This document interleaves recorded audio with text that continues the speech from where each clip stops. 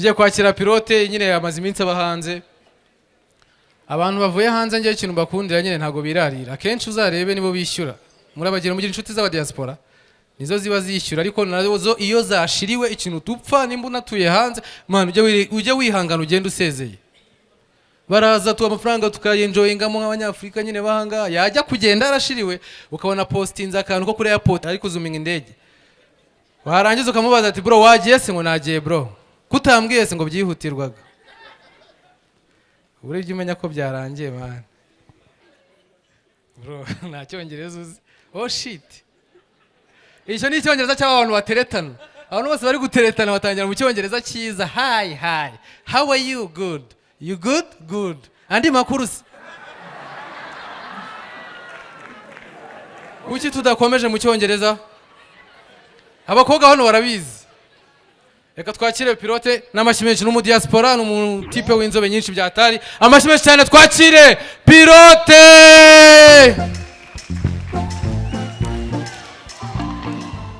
Umeze gute se? Nitwa pilote ndi umu diaspora. Nsanzwe ndi umumambure wa Genze, nari maze igihe ndakora ariko nishimiye kongera kugaruka hano kabisa. Ndashima ukuntu mudusapotinga, mwaje muri benshi kabisa, ndabishimye. Abanyarwenya nari maze igihe nkurikira abagenzi banjye, hari akadefo tugira tukaza hano kuri stage tukabasaba ko mudukomera amashyi.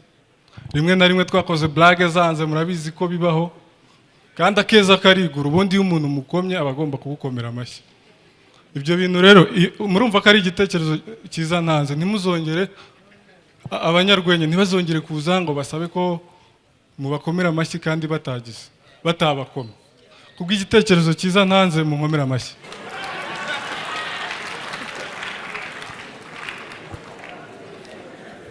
Muri iyi minsi hari amaze igihe nari ndi gukurikirana bato The Ben Melody, abantu bakomeza kuvuga The Ben na Melody, bavuga ukuntu urumva Bruce Melody mu minsi ishize yagiye muri Amerika, ajya muri tour muri Amerika, akora mu media tour yaho. Hari ikiganiro yagiyemo cyitwa Good Morning America, ahita avuga uti Bruce Melody none harenze The Ben, nta no kongera kubagereranya, kubera ko twikizemo yuko umuntu iyo avuye mu Rwanda akajya muri Amerika abakoze ibintu bya danger.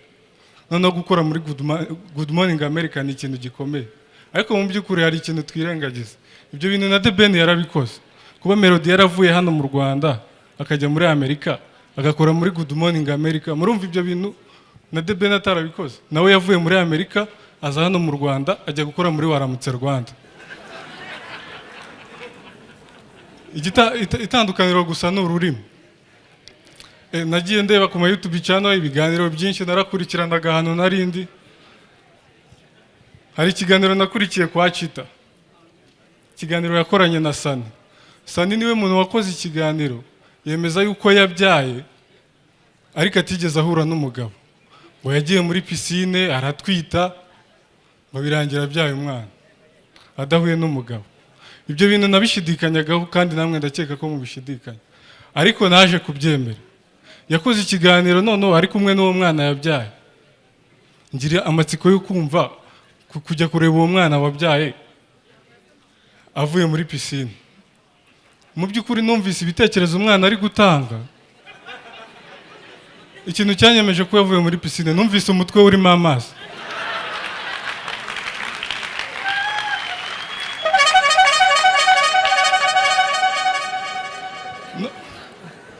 No, mu minsi yashize nabonye umwana posting, mbona ayafashe utuvideo nawe yagiye muri piscine.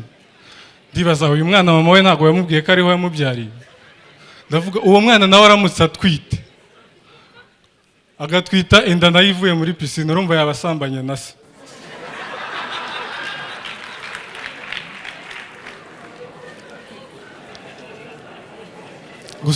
Mu Rwanda twebwe twateye imbere, ntabwo tukigira ikibazo cyo kuvuga ngo niba ubyaye umwana uramushidikanya.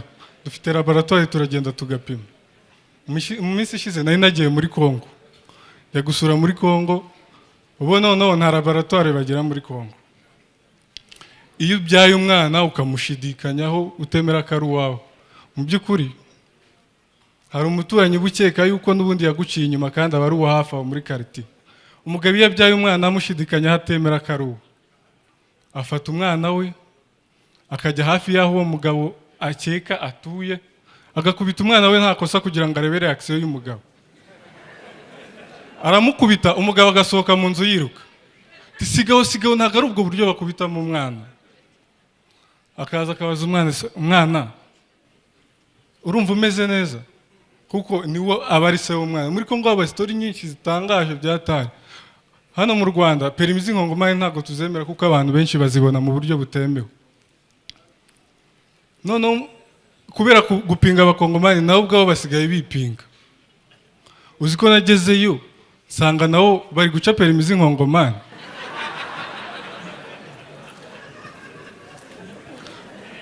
None abakongomani ntabwo bazi icyongereza, bakoresha igifaransa, iringara n'igiswahili. Mu minsi ishize barigaragambije ngo ntabwo bashaka abanyarwanda, bafata ibyapa bajya mu mihanda baravuga ntabwo dushaka abanyarwanda, bari kwamagana u Rwanda kubera ko batazi icyongereza. Bari bafite ibyapa bimwe byanditseho Visit Rwanda.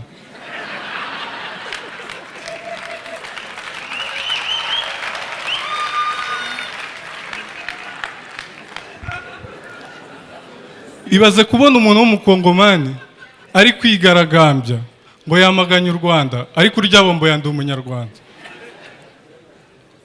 Narahavuye nza mu Rwanda, urumva nakoreshaga simukadi zo muri Kongo. Ndagera hano mu Rwanda mpita mpindura nshyiramo MTN. MTN hari ukuntu ikohereza message ukagira ngo ziri kuvuguruzanya. Nagize hano mbanza kwakira message ya RBC. Barandika baravuga ngo ngo kubera ubwiyongere ngo bw'agakoko gatera sida ngo turabashishikariza kwirinda ngo mukifata. Niri gusoma ukuntu tugomba kwifata, MTN wagira ngo ibiri guhanga, niba yohereje ngo MTN irekure.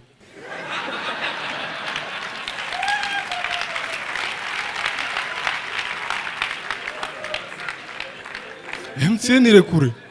Ibyo ngibishidikanyaho barabishimangira ngo n'uburyohe.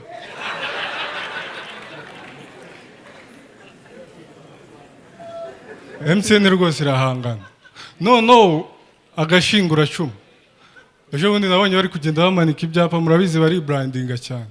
Bamanika ibyapa bagera no mu migina. Bageze mu migina naciye ku nzu y'inda bamanitseho icyapa ngo bamanitseho icyapa cyanditseho ngo ku giciro nk'icy'umuneke. Vuga none isigaye zitanga muri make. Gusa muri iyi minsi abakobwa bakunda gutwara inda zitateganyijwe. Ukababaza ese iyi nda wayitwaye gute? Akakubwira uti nanjye byarangwiriye, mu by'ukuri ntabwo nari nzi ko byashoboka, ariko mu by'ukuri reka nibarize abakobwa. Igiye gusura umuhungu muri ghetto, wifitiye akagaze, akaradiyo, akamatera, aho kugira ngo afate umwanya kuganirize ukumva cyane radiyo. Tuvugishije ukuri, iyo umaze kumva hari akantu kajemo hakazamo ijwi rivuga ngo the Bluetooth device is ready to repair, uretse kwiraza i Nyanza ntabwo uhita wumva ko ugiye kuba connected successful.